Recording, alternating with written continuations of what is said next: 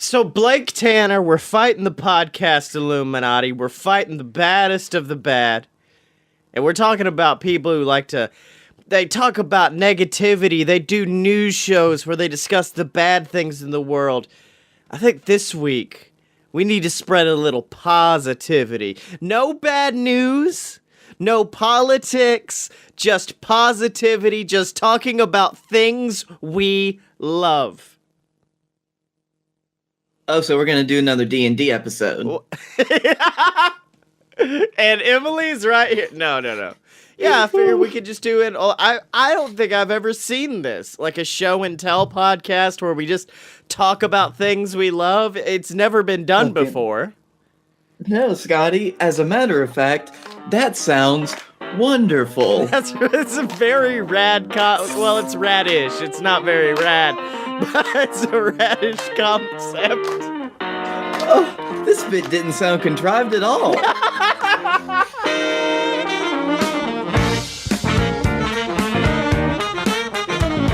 Welcome to a load of BS, ladies and gentlemen, the show that does not negotiate with pessimists. I am your host, Scottye Moore. And I am your Optipessa Supermist extraordinaire, Blake Tanner. He's just everything. He's an ist boy. I am all the ists. Communist. Wait, no, hold on. Socialist. That one's kind of true, actually, but you know. Don't tell the president. Nope. This is president who was a nationalist. Wait, hold on. We've been 2 minutes into the show where we're not going to talk about politics or negative things, and we've already brought up the president. But I was going to do a whole math presentation because I'm a mathist, and I was going to show you the square root of fuck Trump. Damn it, Blake. So how you been, buddy? I've been good. How about you? I've been fantastic. I had a great day. Got to go to the McWayne Center and the Chuck E. Cheese with my girlfriend and her son. And that's fun. And I've never gotten to enjoy Sawbones as much as I did today, because it was the only podcast we could listen to. Oh, yeah, because it's like family friendly, but we did listen to the one where Justin's talking about his vasectomy. So, like, he's in the back and Sydney's just talking about, like, and then the penis will no longer produce semen after this. And I'm like, I can't wait till he goes home and tells the rest of his family about this. Ma, what's a vestiferin? What's a vestiferin? So, before we get into the big things we like, before we get into the big show and tell, let's just do some pick-me-ups and shout-em-outs section where it's something that we knew we couldn't talk a lot about today. Yeah, those are fun. Yeah, and, well, first one I want to bring up, and I think we've probably discussed ASMR as a joke on the show, but never just discussed how fucking awesome ASMR is.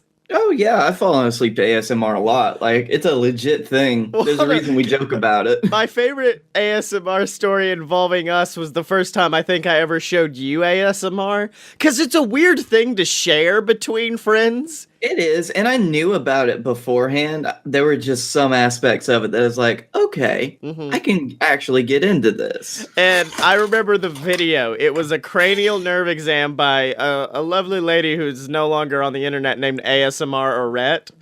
And my favorite was looking over here, and you were literally doing the cranial nerve exam. Like, I could see your eyes following her finger, and she's like, now smile. And then you smiled, and then you gotta fucking get into it. That's the whole point of ASMR. And then at one point, my roommate at the time, Sean, walks in. Hey. And we don't say a word because we're just so relaxed. He walks by the TV. I guess that's what y'all are doing today, then. I'm gonna go to my room.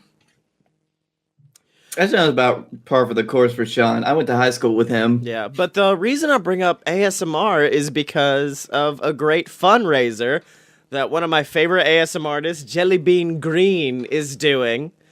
She was probably like one of my first ASM artist I got like super obsessed over. The only one I support on Patreon. I love a lot of them, but she's the only one who's ever gotten my support. And she's doing a fundraiser. She does like an annual fundraiser. And it's kind of like the Max Fun donations where you get access to like exclusive content. And so she's got a fundraiser going right now. They've already raised over $2,000. Jesus Christ, Jelly Bean. And if you donate now, you get exclusive like ASMR videos from a shit ton of ASM artists. And all that money goes to getting ASMR out to impoverished communities.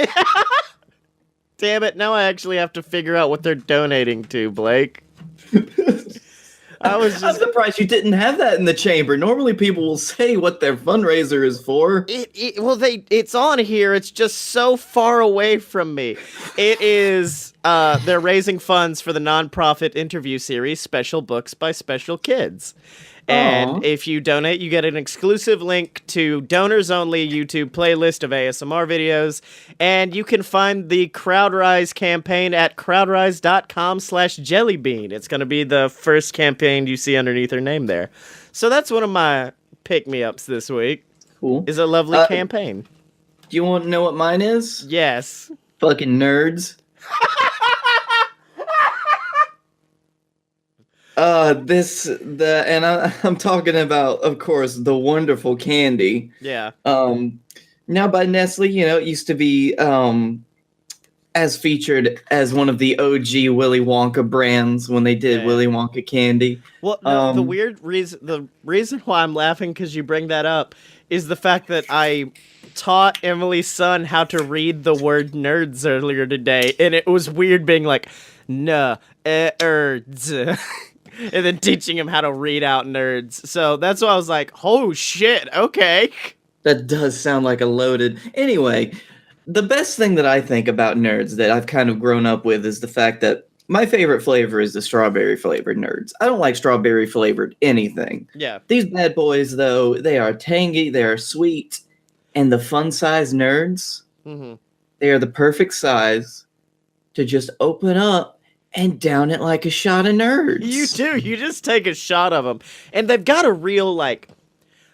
It's one of those candies that I know you're specifying flavor. It's one of the ones that I cannot tell the flavor between that much. Oh, my boy. There's a vast and wide gap between flavors and nerds. I just always get, like, sugar and tang. And it's always good. Oh, but see, you got to pull the notes out of the tang. So wait, now much like a wine connoisseur, you're now just like, I've had so many different things. Now listen, wine tasting is bullshit. Nerds is where it's at. These boxes, like, and I will say, even the big boxes of nerds that are like the rainbow nerds, you get a handful of those, and I'm like, there's so many green ones in here. I'm not gonna like it because it's got too many green nerds in it. Yeah. Now, Blake, what would you pair with a steak? What kind of nerds would you pair with a steak? Nerds that I would pair with a steak, probably the lemon flavored nerds. You don't see them very much in their own packaging, but they would normally be in the double-sided nerds boxes with lemon and cherry, I believe. Shit, I didn't expect you to bust this nut so hard real quick off nerds. In the chat, Octavia Memories says she tried pumpkin pie flavored milk for the first time today. Not disappointed. Holy shit. That sounds really interesting. Now, pumpkin pie does sound like something that would pair really well with a creamy milk. Yeah. Now, going back to my next small... I was about to call it a small wonder, but that's from a completely different show. My next pick-me-up. And I guess it does go along with, like, pumpkin pie and the changing of the seasons. And since it's starting to finally get cold in Alabama, I can talk about that good cold stink. Do you know what I'm talking about? I do. It's called fresh air. No, like, it's during summer, it don't smell like this. No, because the smells from the humidity in the air as everything is being heated up, it kind of takes away, makes it it actually dampens your smell receptors. Citation needed, but I think that's why you don't get that fresh air feeling. Well, luckily for you, Blake, I did Google why cold air smells different, and apparently one reason, odor molecules move much more slowly as the air temperature drops. That means there are simply fewer smells to smell on a cold, crisp day than there are on a hot and humid one, which supports the theory that me and one of my friends from work came to, and because our workplace is like right by the septic plant or near it, and we're like, during the summer, that hot air is heating up all the stink and it's getting in the air and floating over. During the winter months, it just gets to stay where it needs to be. So, yeah. It's like a nice little blanket of cold. Yeah, it's so good, dude. I love the smell of cold. I do. This is the first time, this room that I'm in now, probably in my life, that I've had a window that I could just open. That's not like a chore to open, or not the fact that I lived in a basement where there was no windows. Yeah. And now you just I get that feeling of, it feels real nice outside. It's kind of crisp. Just open that stuff up. Let that air in. Let it in. Let it in. So what else have you got? I need some more tiny wonders. Well, you're calling them. Hold on, pick-me-ups or shout-me-outs. There we go. One of mine is the fact that I live in bumblefuck Egypt. Yes. Middle of nowhere, Alabama. But that also means that as I was pulling up to my house yesterday and it was getting dark, on my driveway, I saw 6 deer just chilling. Fucking 6? Eating some grass. Yeah. When you started this, I was definitely like, oh, this has to be about a deer. And then you lapped on the 6. Holy shit. Yeah, there was a whole group of them. There's a deer family. They were out just in my front yard. And as my car came up, they all looked up in unison. And then, they just pranced away like deer do. They were coming to get the cold stink. They were like, we need some of the good Tanner household cold stink. And you can watch them just like popping in and out of the woods every now and again. There are wild turkeys that just prance around in my backyard, and I can see them from my porch. That the door is right there behind me. It's in those big curtains if you're looking on the camera. Mm-hmm. Like, it's just a glass door that leads out to the patio. Yeah. I can watch fucking everything from there. And now I guess the final pick-me-up, and this one is also a shout-me-out, is in reference to our good boy Tom McGuire, who we had on the show a few weeks ago. They finally released the Ballad of MC Sick Boy, and like I said before the show, Blake, I like it more than Ric Flair. It's probably their best song to date. It's a fantastic. They have a couple of other songs on their YouTube that I've listened to, and I can't remember the name of them right now, but MC Sick Boy is definitely like, there's such a quality in that song that I think, when we were talking about it earlier, when you sing the song about Ric Flair, you definitely have the name recognition, but you're a little bit more restrained in what you can actually sing about. This is completely 100% original, off the dome from these dudes, and it's great. All right, yeah, and I think before we get into the next section, we got to give them a little taste of the Ballad of MC Sick Boy by Tom McGuire and the Brass Holes.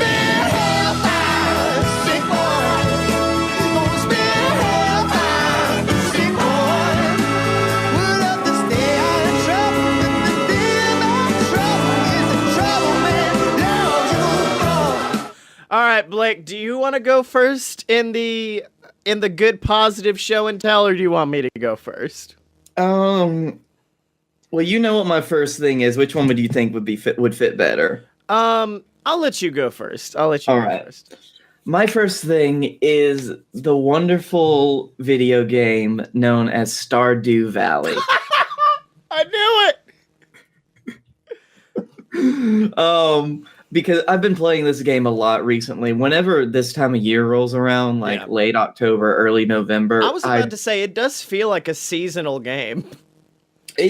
Something about like the cold and like these temperatures, watching the leaves fall, it really just makes me want to play this game because I think part of it is it's such a calming experience. Like it's relaxational almost the way that I play it. Yeah. Um, It's cold stink in game form. hmm And I think that's because it allows you a lot of freedom. So hold on, let me read a little bit about it. Okay. In Stardew Valley, the player takes the role of a character who, to get away from the hustle of an office job, takes over their deceased grandfather's dilapidated farm in a place known as Stardew Valley. Now, this is the kind of game where it plops you into a completely new place. It's obvious your character's motivations is to get away from the big city. You are kind of out in the middle of nowhere in this small town, Yeah. and you're given this horrible looking like junk farm that's overgrown with trees and weeds, and that is your canvas that you get to turn into your own. I will say, I think probably my favorite thing about it is the framing of you're trying to get away from like the hustle and bustle of life. And it's not only what's happening in the game, it's almost like you were saying earlier. It's almost like what's happening in reality. Exactly.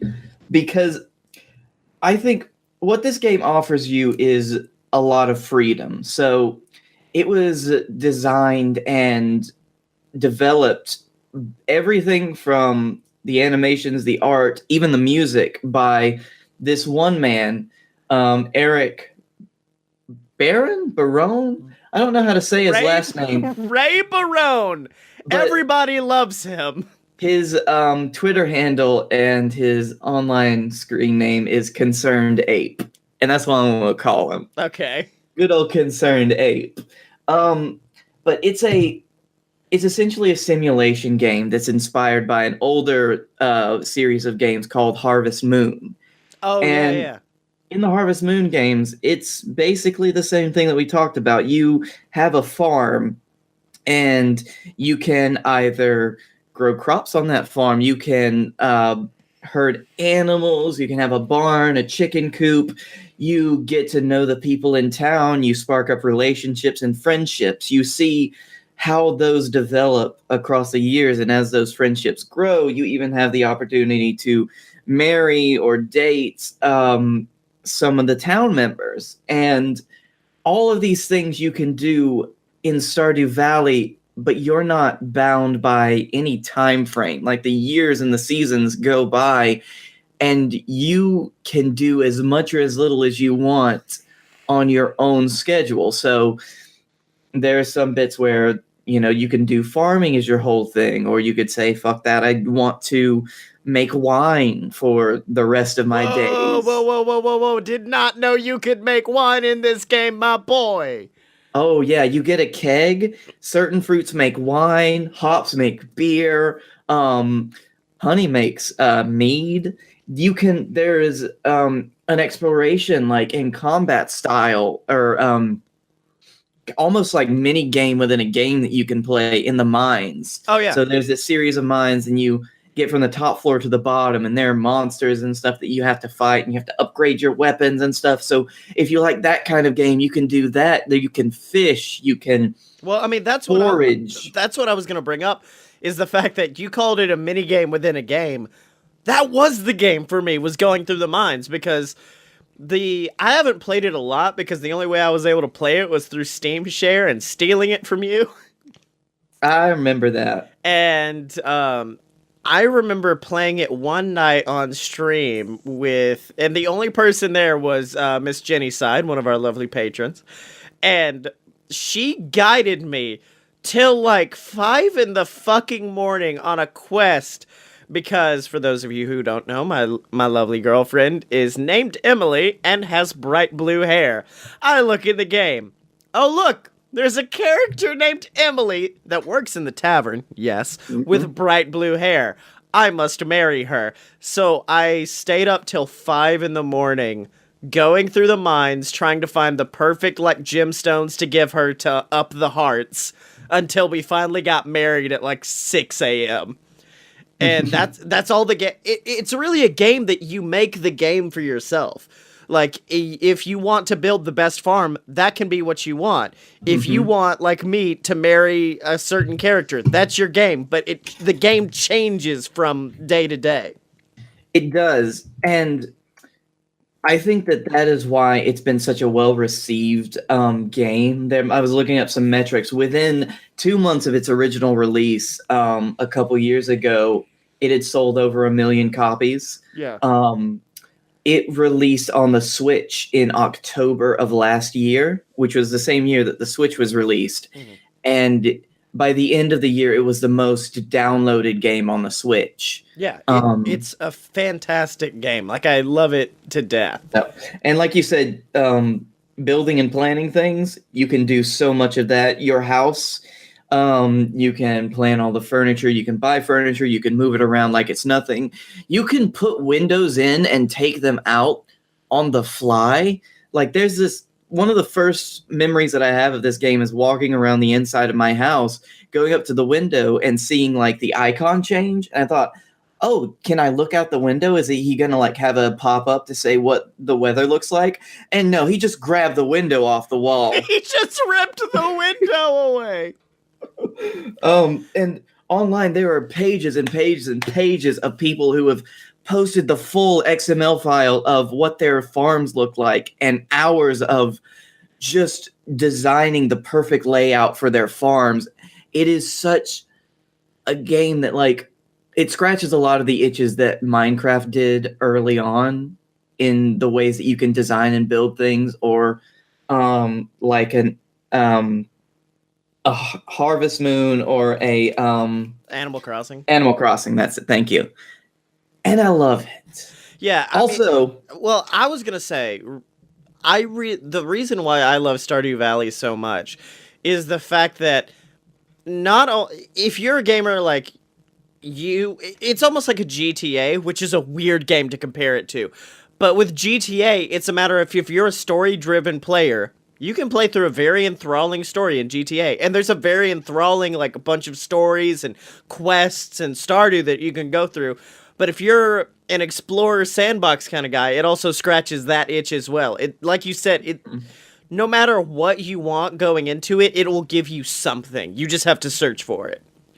And one of the most requested things since the game was released was, of course, multiplayer compatibility. Yeah. Which finally released on Windows earlier this year.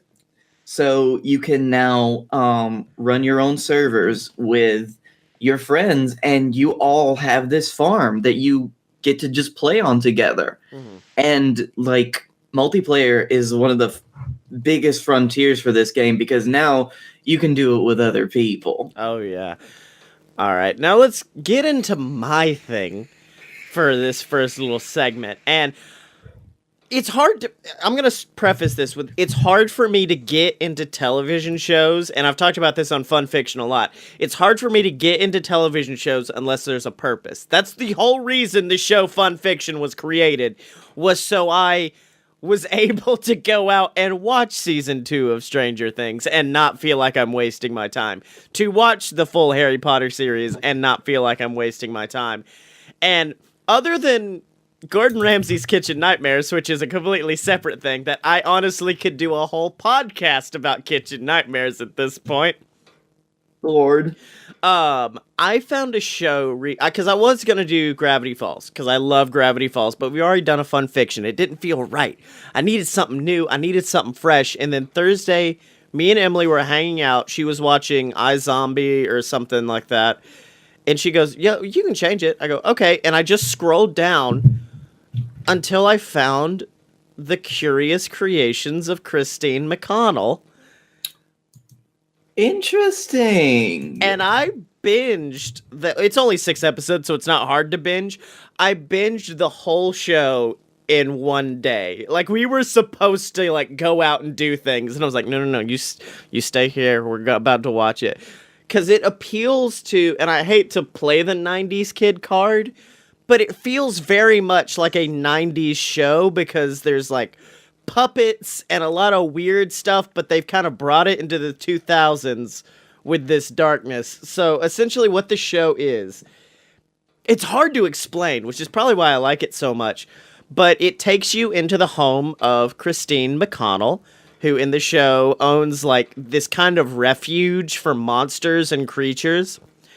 And it's part like kind of weird, dark sitcom and part like Paula Deen's home cooking. I've heard that before. Yeah. I've heard that it's kind of a cooking show merged with kind of more of an absurdist element with puppets from, and I just found this out. It's from a subsidiary of the Jim Henson Company. Yeah, they're Jim Henson puppets. And so the main three you really get to see are Edgar, who's introduced in the first episode, and Edgar's like this massive kind of wolf creature who's very dumb but really adorable. There is Rose, who I guess a stink rat. Like, there's no good way to describe Rose, but essentially like Rose, an actual rat or a skunk. She's a skunk, and she was killed in a trash compactor. Then Christine gets her and then puts her back together and remakes her Frankenstein style. And like it, my favorite thing with Rose is she's the best character because she's kind of just this weird old pervert who's like hitting on people. There's an episode where one of the neighbors come by and complain about her like fucking the gnome in the front yard. And she's just got like, she has a fork for a hand and she's just like rubbing the fork against the gnome. Lord. But as the show goes on, you kind of get a connection to her because she's treated like McConnell's baby. Like, Rose is her baby. So you like, there's an episode where they all forgot her birthday, but really they're making her like a giant cake shaped like Rose. And at the end of the episode, she's like rocking Rose to sleep in her own little crap nest. Like, good night. And it's really sweet, which I enjoy. And then finally there is Rankle, who is an old Egyptian cat. And any chance to make reference to the fact that they were once worshipped as gods, Rankle takes it. Like, there's a scene where someone's holding an axe about to kill them, and Rankle's like, I was a god, I was worshipped, and she just interrupts, well, looks like you're dying first.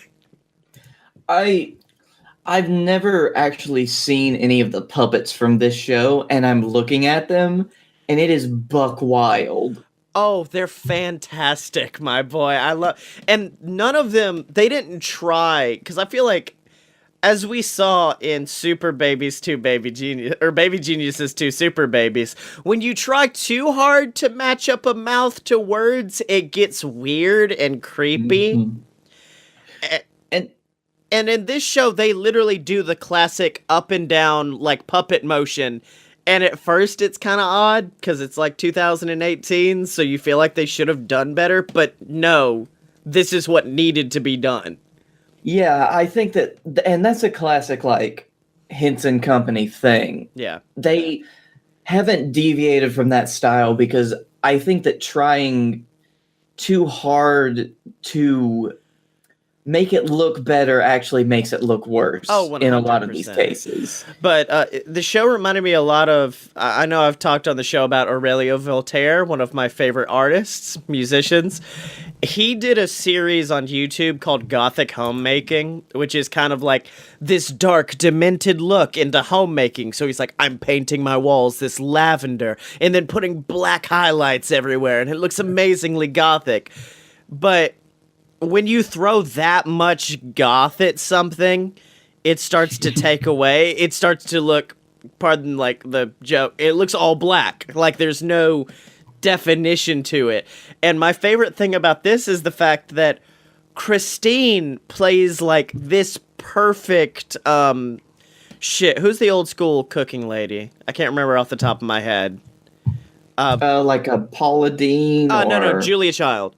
She has this very upright, studious Julia Child-esque demeanor, and she's super sweet, and it parallels so well with how dark and demented everything is going around her, and it almost has like an ASMR quality when she's describing how she makes her cakes.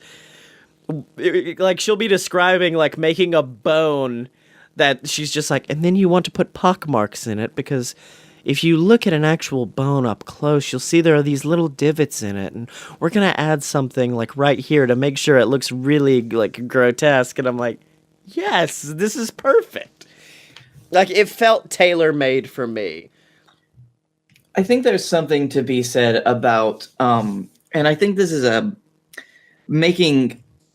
I don't know if it was ever really a big thing, so I don't know if it's a comeback is the appropriate term for it, but taking these classic style shows, like this is kind of more of a home cooking, like you're in her kitchen, she's showing you how to make these dishes and stuff, but also adding in complete absurd qualities to it. Oh yeah. Sometimes supernatural, sometimes ethereal, and it's still just being in the minds of the main characters, their day-to-day lives, and they take it completely seriously, is something that I love to see in a show. Well, one of my favorite things about my favorite running gag in it, and it's a joke that shouldn't be good, but they've made it good.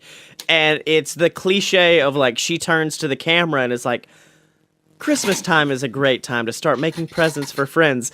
And then like Rankle will look at the camera. Who is she talking to? But every time they do it, it gets better and better. Like one time Rose is there and it's, who is she talking to? And she keeps talking, and then finally Rose is like, who the hell are you talking to? And it's the first like pseudo swear dropped in the show, and it made me laugh so hard. But yeah, another thing I found on the internet people bringing up is this show has a plot. Like, it's not a, we make like a Ouija board that looks like a cookie in this episode. We make a dress in one episode. There's like an actual through line that all comes to a head in the last episode, and it's so satisfying to see pay off. Like, it's fantastic. I'm gonna have to give that a watch. It's been on my radar, but I was fixing to say it's only 6 episodes. It's 3 hours. I've almost binged it twice since Thursday. I got home Saturday after work and was like, hey, let me show you guys this show I watched. It was really cool. Awesome. We got 4 episodes in before I was like, wait, hold on. I have to go edit Fun Fiction. I have to leave. Oh, y'all have fun. Yeah, y'all have fun. Finish it, though. It's so good, right?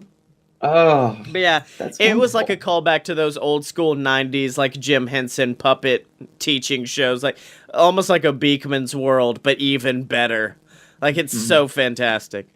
I even see some, like, Tim Burton-esque qualities in some of the things, like, the practical effects, I guess. Yeah.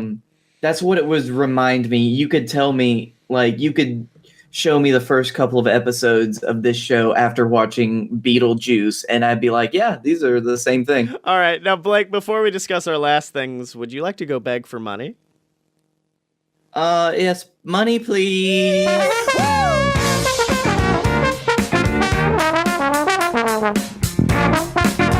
Alright, so Blake Tanner, the show this week is brought to you by Audible. That's right, ladies and gentlemen. Audible.com.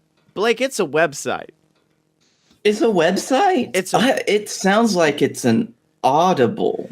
We're calling it Audible to talk about Audible. It's a website where you can hear people just, like, talk to you, but it's book. Talk but book at audible.com. So I don't have to read books anymore, is what you're saying. No, yeah, that's exactly it, dude. You know all that bullshit reading you have to do? All you have to do now is go to Audible, specifically audibletrial.com/BS network, and you can get a 30-day trial of people just reading shit to you, including me. I will read you my books.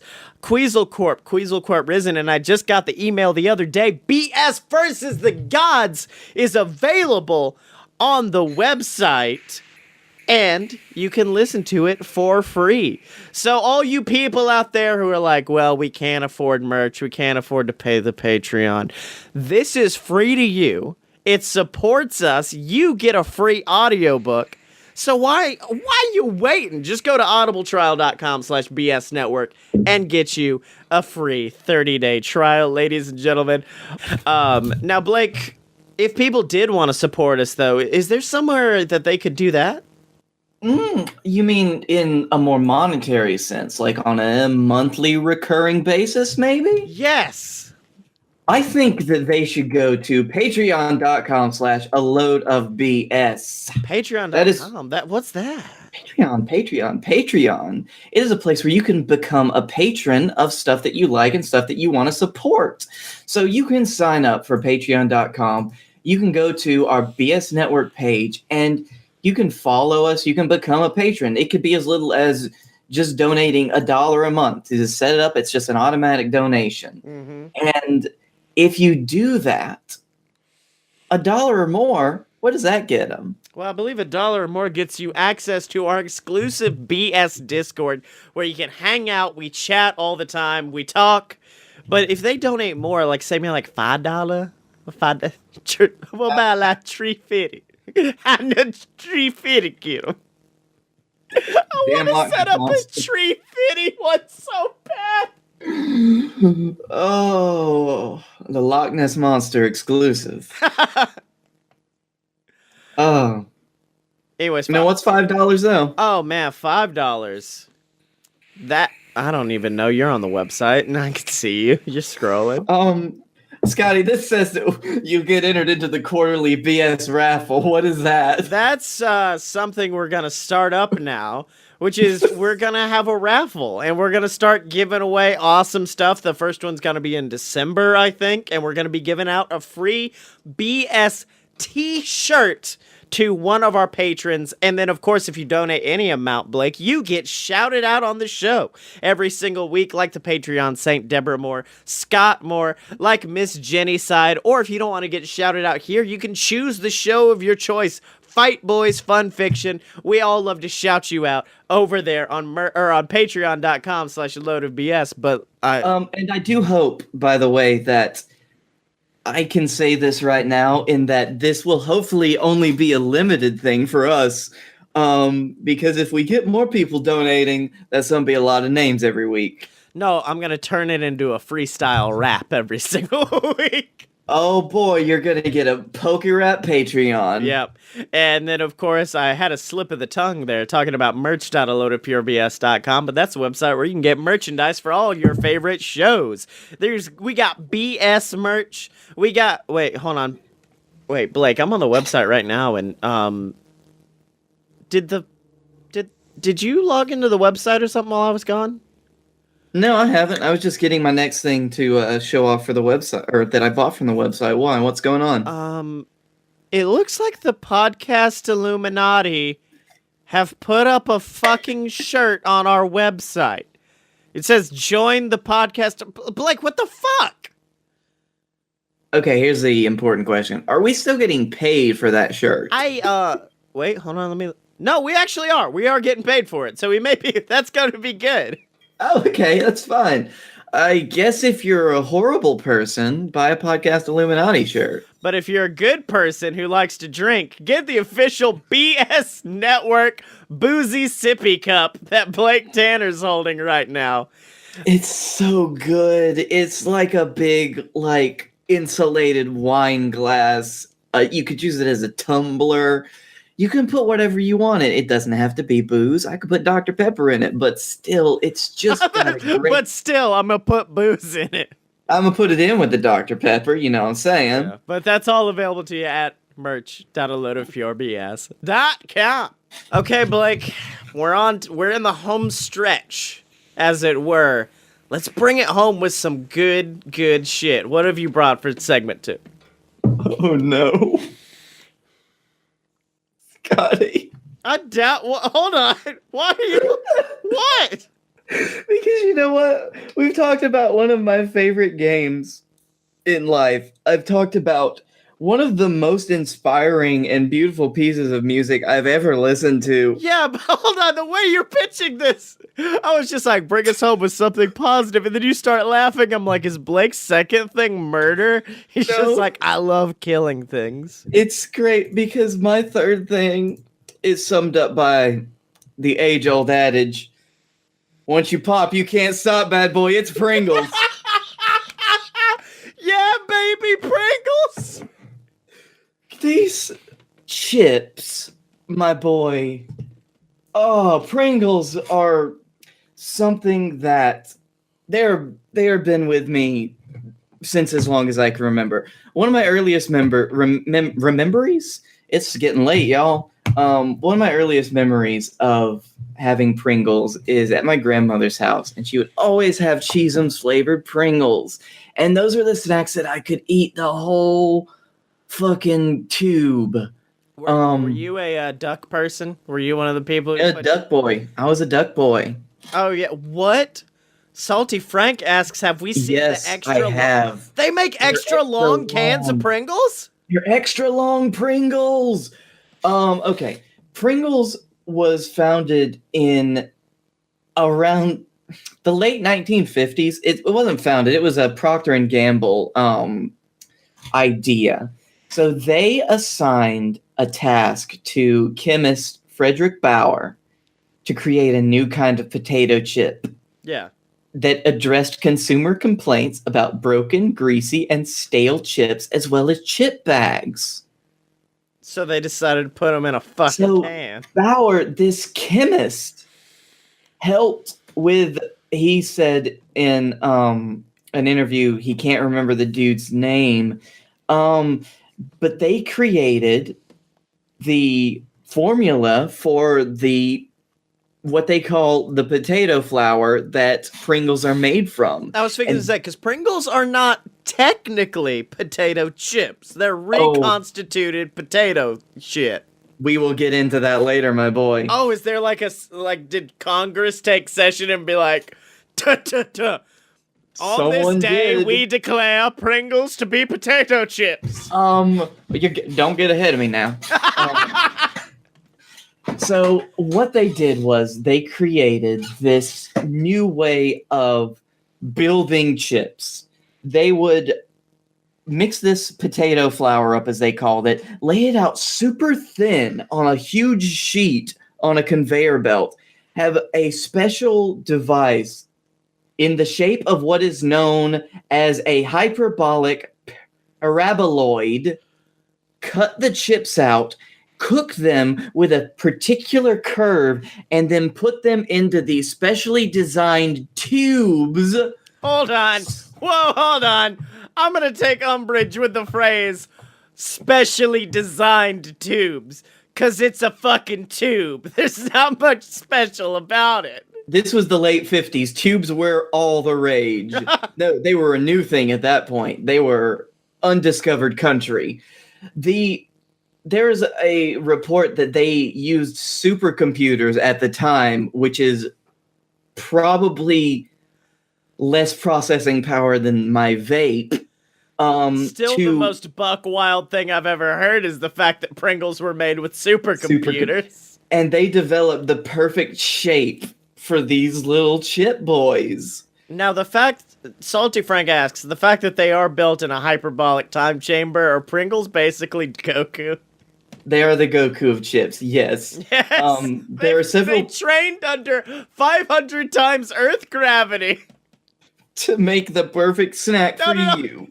It's fucking like a Lay's potato chip, and then Pringles is on the other side, but then it takes off all of its weighted training gear. It is like, let's play. Now, one of my favorite stories that I would read is where the name Pringles came from. Okay. One theory is that Mark Pringle, who filed a U.S. patent titled Methods and Apparatuses for Processing Potatoes in 1937, is where they got the name. Okay. Another says that Pringles, there's a street in Cincinnati, I believe. Yeah, in Cincinnati, called Pringle Drive. Okay. that apparently one of the employees lived on, and they're like, Pringles, that's a good name. Let's do that. Now, the only other story that I can find that is not really buck wild, but do you know what the name of the Pringles mascot is? The good boy on the front with his mustache? It's Mr. Pringle, isn't it? Oh, no, sir. What? His full name is Julius Pringles. That's right.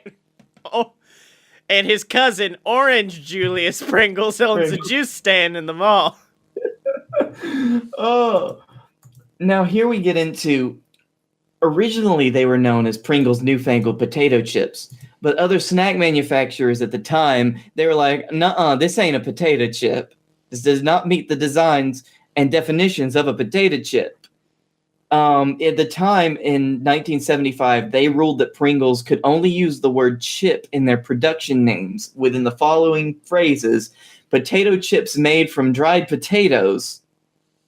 Faced with such unpalatable old names, Pringles eventually opted to rename their potato product Crisps instead of chips. Oh, that's what it is. They're crisps. In July 2008, the London High Court P&G lawyers from Procter & Gamble successfully argued that Pringles were not crisps, even though they were labeled as crisps on the containers, and the potato content was only 42%, and their shape is not found in nature. My goof was right. My goof was correct. This means that at the time, these chips were not subject to the same taxes that other potato chips were in the European Union. I didn't even consider taxes. However, that has recently been overturned, and that means that they had to pay the taxes. I wonder if Yoo-Hoo tried to pull some weird bullshit like that. Because Yoo-Hoo tries its best to be like, we're not chocolate milk, we're a chocolate-flavored drink. But isn't there, like, milk involved in Yoo-Hoo? I feel like there's dairy in Yoo-Hoo. There is dairy. There is enough that it's like, okay. They're like, we're trying to beat the English government. Scottye, do you know some, what's your favorite flavor of Pringles? Hate to say it, I'm a plain man, Blake. I'm a plain Pringle boy. You are a shitlord. No, plain's good. I enjoy plain. Yeah. It's just a good plain chip to eat, honestly. Yeah. Well, they're good and they're like they're fun. It's weird. There's like they're not like Bugles where the fun seems too shoehorned in. Like they're fun in like a natural way. Yeah, because once you pop, the fun don't stop. Yeah. Other favorite flavors are, of course, the barbecue flavor. Their cheddar cheese flavor, which up until a few years ago was known as Cheesums. I don't know why they took the Cheesums away, because that was one of the best fucking names. Oh, yeah. But cheddar and sour cream, French onion. Oh, you're getting emotional over it, I can tell. Yeah, super. Salt and vinegar, which is a great flavor. And this is not listed on the favorites for obvious reasons, but do you know what my favorite flavor of Pringle is, Scottye? Do you have it in your hand right now? I do. Oh, reveal. Where's the reveal?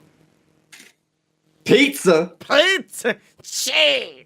Cheese! Pizza! Did you get into the weird Pringles flavor mixing they tried to pull off a few months back? I did see that. I never got into it because I never felt it, because there are some of their limited editions like cheeseburger.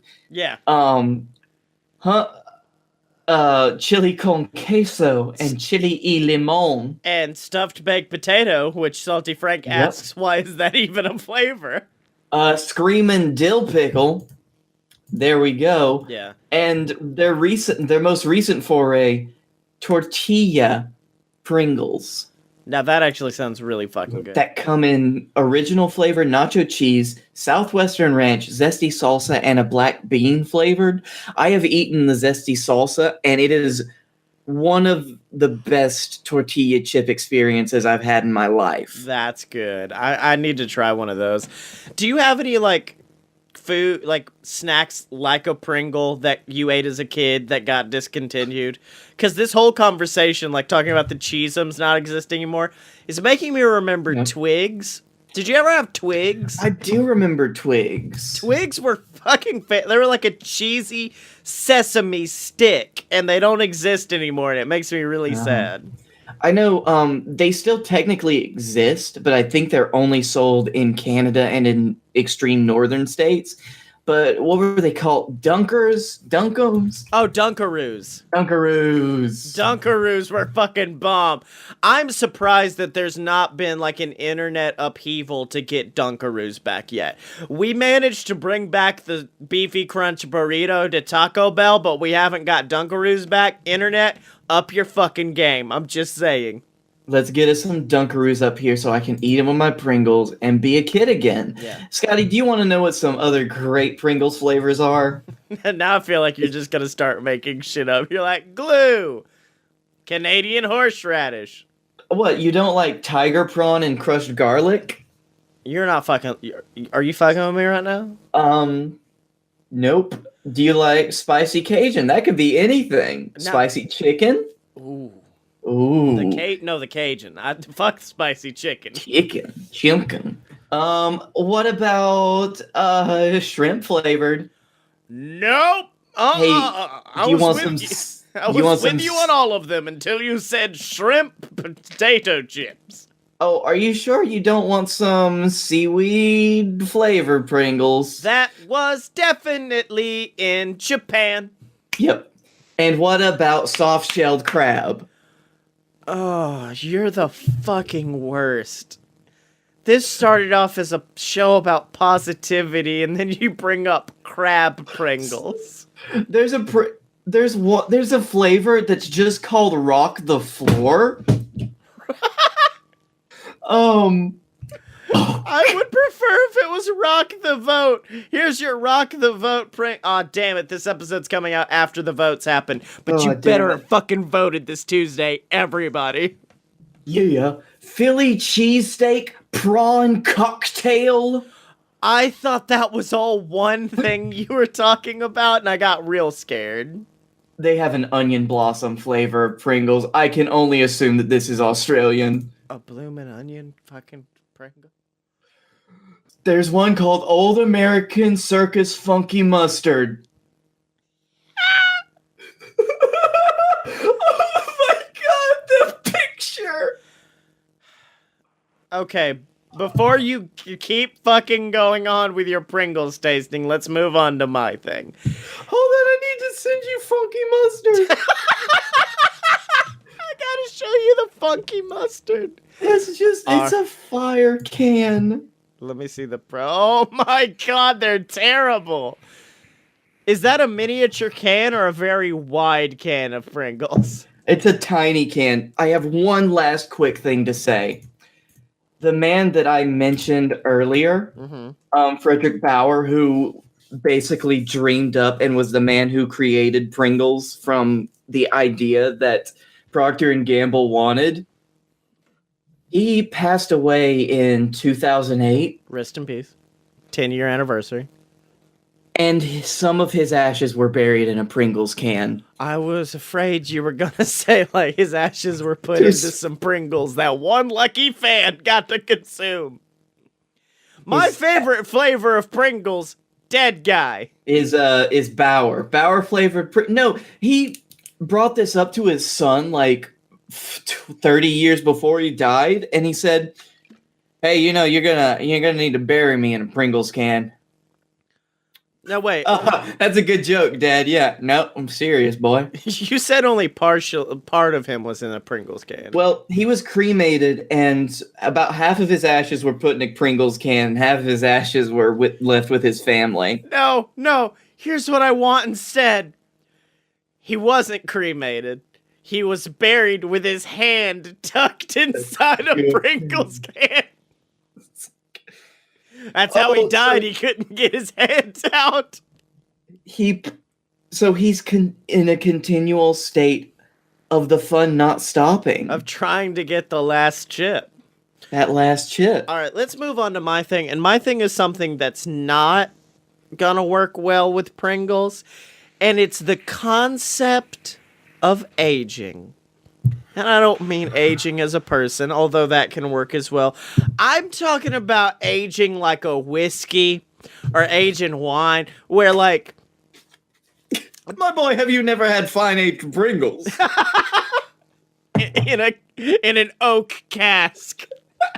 No, it's just something is so beautiful, and when I can relate something back to humanity, it's so good. And the fact of like an oak cask, over the years, the whiskey will pick up the flavors of it, and aging allows like wines to pick up the flavor of what it's in. Reminds me of like, as we age, we pick up the flavors of the environments we're in and the people we're in. And quit laughing at me, you piece of shit. I'm trying to make this emotion. No, it's great. I love it. I've just had a really bad, like, intrusive thought. It's just like, yeah, we've all picked up some smells over our time, haven't we? But yeah, it's just like, this is gonna get weird, but I want to write like a poem talking about, you know, people being like whiskey. Like, that'd be a country song, like My Girls Like Whiskey. That would definitely be a country song. Yeah, and it's just like, she ain't fresh. She ain't, you know, you ain't a spring chicken. She's picked up age of what's happened. And, like, those are the kind of people I like. Those are the people I love to be around, are the ones where you can look at them and be like, something fucking happened. Like, you don't even have to talk to them long before you're like, okay, tell me about age 8. Isn't that specifically how bourbon was created? Because it's aged in a specific, like, a charred barrel, right? The specific reason that it is bourbon and not anything else is the mash bill. It has to be at least 50% corn inside of it, as opposed to rye or anything else. If it's 50% rye, it becomes a rye whiskey. 50% corn, it becomes a bourbon. It used to be that it had to be distilled in America or Kentucky, I think, to be considered a bourbon, but ever since... Why the fuck has this become whiskey talk with the BS? Now, there are fucking legal requirements for this. I did not know. Oh, yeah. And it specifies new charred oak containers. Oh, yeah. Why does it have to be new? Because you don't want the scent from old. My favorite thing, though, is, do you know what they do with the old bourbon barrels? You can't burn them. They sell them to beer companies or wine companies, or possibly if you're going to make like a rye whiskey, that way you can say it is bourbon, it's aged in a bourbon barrel. So it adds that flavor to it. Oh, or if you're Jack Daniels, you just take that wood, squeeze it real hard, and get all that whiskey out of it and call it the Devil's Cut. And Salty Frank going back to the Pringles well by saying, what's more beautiful than hiding some Pringles from your family, forgetting about it, and a year later finding some more fine-aged flavor-sealed Pringles. Have you ever eaten old candy? This is getting off concept. What's the oldest candy you've ever eaten? Because I guarantee I can beat you. Probably, because I don't remember, like, specifically. Because there's been times where I've gone back to the Halloween Bowl about 2 Halloweens after I know that I got some of that original candy in there, and it's been like, this is probably still good. See, with me, I know what it is, and it is... I have a 10-year-old Mountain Dew sitting on my shelf right now that I could crack into and just be like, delicious. But no, it was an 8-year-old packet of M&Ms, and I got to school one day. And did your school just immediately let you walk in, or did you have to hang out in a courtyard before they'd let you in? We had to hang out in the opening to the auditorium. Yeah, well, we hung out in this courtyard, and they were all gathered in a circle, and they're like, we got some 12-year-old M&Ms. Fucking what? Let me have some. And through my own conniving, I managed to procure the entire pack of old M&Ms, and I ate them all.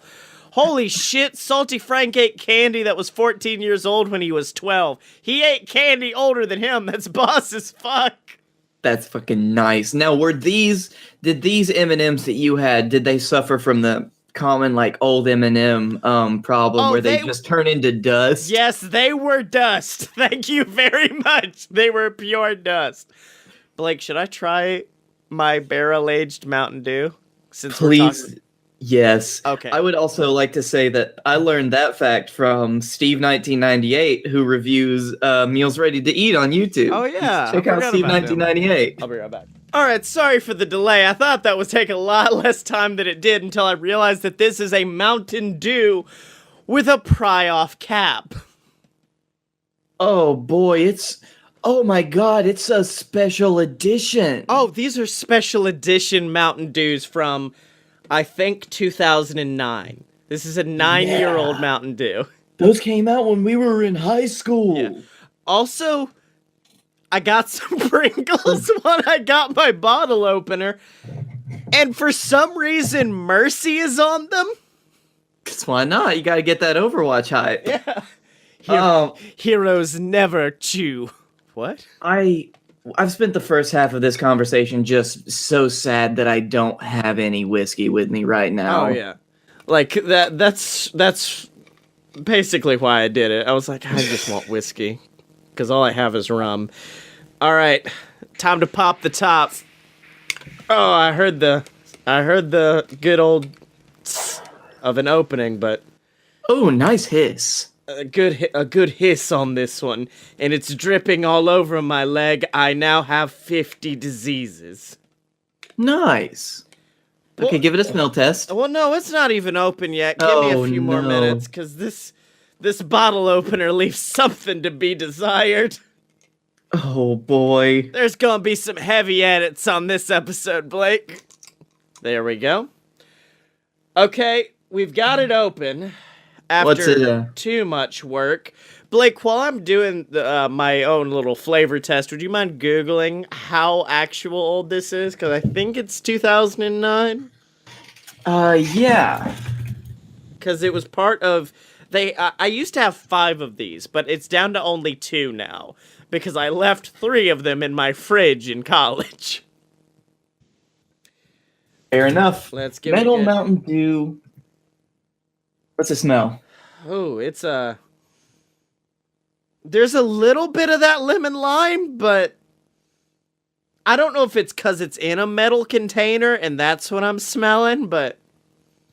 Yeah, there's a lot going on here. I've got this shot glass next to me, so... Maybe I could just take a shot of it? Because I do want to see the color and if it's affected anything. It's still fizzing. Wow, I did not expect a fizz to come from it. So there's a little bit of carbonation left in there. Nope, that metal smell, the metal smell is still there, even when it's out. Give it a tiny sip first. Yeah, I don't want to go full hog on this, but I may have to. The original was released in 2007. Nope. Nope. So that could potentially be anywhere between 9 to 11 years old. You know what? It don't taste all the way sour, but it tastes sour enough that I don't want to drink it. That's fair. Let's see. Volume 1 released in... Oh, God. Wait, can you show me what the art is again? Yeah, it's like this America shit. The Star. I don't see that one listed on the website, so that might have been a more special edition one. Like a 2009. Let's try another sip.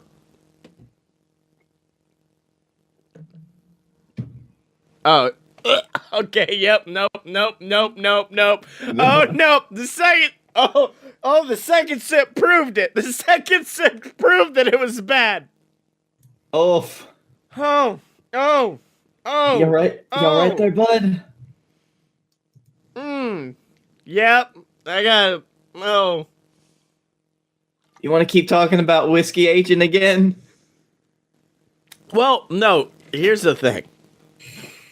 The reason I bring this up is because not only is like whiskey aged in barrels, not only is wine aged, not only is a lot of things aged, my favorite thing in the world, Blake Tanner, is also aged for a year, and that is Parmesan fucking cheese. And we're about to learn. No. And we're about to. Here is how you make Parmesan cheese. Step 1, you collect the evening milk. Wait, this whole thing, this whole segue, everything was a setup for the fact that you put way too much Parmesan on your pizza. No. Aging, things being aged is the thing. Cheese is just an additional option on here. He puts way too much Parmesan on his pizza. I don't put too much. I put the Lord's amount. You open the cap sometimes. Yeah. So, step 1, you collect the evening milk. This is from parmesan.org, by the way, or .com, I think. Parmesan. I'm not lying. Parmesan.com exists. You collect the evening milk, you let it rest in trays, and the cream rises to the top. You skim and then add the morning milk. Then you remove the whey, add rennet, break up the curds, cook it and knit it together. What the fuck? It says cheesemakers deliver twins. So you take the curd and cut it in half. Then you hang the cheese to dry, add a birth certificate, brine it. So Parmesan is actually brined for 24 hours in a sea salt solution. And then you age it for 1 fucking year. Every 10 days, a wheel is carefully wiped, brushed, and turned. And then finally, they fucking brand it. Blake Tanner. You say I'm disrespecting my pizza by putting cheese on it. I'm saying I'm disrespecting pizza by putting cheese on it. This is a work of art that took 1 year of constant turning, scraping, working. Same with whiskey. Same with wine. This is art that I'm consuming when I put too much Parmesan on my pizza. And that's why I love aged things, because it's something that takes care. That's fine. That's cool. I still don't like Parmesan cheese, but I understand. You're the fucking worst. So, piece of shit. Blake Tanner. Positivity. Positivity. I will say, there was a moment during, probably near the end of the first segment, where I was like, for a positive episode, this is kind of like got this, I don't want to say dour, but almost like this calmness that's not usually present in the BS. And I was like, well, that's joy. Like, there's a difference between fun and, like, one of my favorite quotes I got from Dragon Con was trade fun for joy. And it was somebody talking about having a baby, and that's what it took, was trading fun, like going out for the weekends, for joy, which is the joy of raising a child. And I feel like that's what this episode was. We traded the normal fun of BS where we just talk about our ding-dongs for an hour for the joy of just sitting back and being like, yeah, I do enjoy Stardew Valley. Or fuck nice. Yeah, cheese is awesome. I bet you've been telling yourself that a lot, hadn't you? Oh, look, man, I'm about to have to trade a lot of fun for joy. I think it's true, though. I think that definitely has some merit, though. Like, fun is something that is much more fleeting than joy. Oh, yeah. I feel like, and the thing is, joy is more quiet. Fun has to announce itself to everybody. Fun has to be like, fuck you, I'm fun. Whereas joy can just be quiet and in the background. It's like, I got joy. I got joy down in my heart. And I'm happy we did this one. This was a good turn. Yeah. And this was just kind of a nice kind of way to deflate before the horribly stressful elections coming up next week. Go vote! I thought... Or already vote. Yeah, I thought you... Have voted. I thought you meant the stress of defeating the podcast Illuminati, but yeah, sure, Blake, that too. Also, I may be poisoned from Mountain Dew, so, yeah, that's gonna be fun. Yeah, if you start getting some heavy sweats, just go on ahead to the hospital. I like you know me so well, you had to specify heavy sweat. You're like, normal sweat's gonna happen. You're in front of that hot light. Yeah, I know what that room like. So, Blake, where can they find you on the internet? You can find me at Stardew Valley. There's no internet in Stardew Valley, so don't try to reach me. And you can find me in a local hospital getting my stomach pumped from that garbage-ass Mountain Dew I just drank. Or on Twitter at ScottyMo, SCOTTYEMO. Buy all my books on Amazon, the Queasel Corp Trilogy, BS versus the Gods, or get them on Audible, audibletrial.com/BS Network. Check that out. Check out all the other shows at A Load of Pure BS, and remember to donate on the Patreon or pick up some merch at merch.aloadofpurebs.com, ladies and gentlemen. Of course, remember to rate, comment, subscribe. Your ratings are what we need to defeat the podcast Illuminati. Your subscriptions will help us defeat them. We need the numbers, ladies and gentlemen. And until next time, Blake Tanner, it's been fun. Woo! It does have an expiration date on the bottom, and it does say September 15th, 2008. So, yeah, it expired 10 years ago. Yeah. It probably also released that year. What was the month? September, so it probably released around July 4th. Yeah. Well, I wonder why it probably released around. So, yeah. Yeah. That's about 10 years, boy.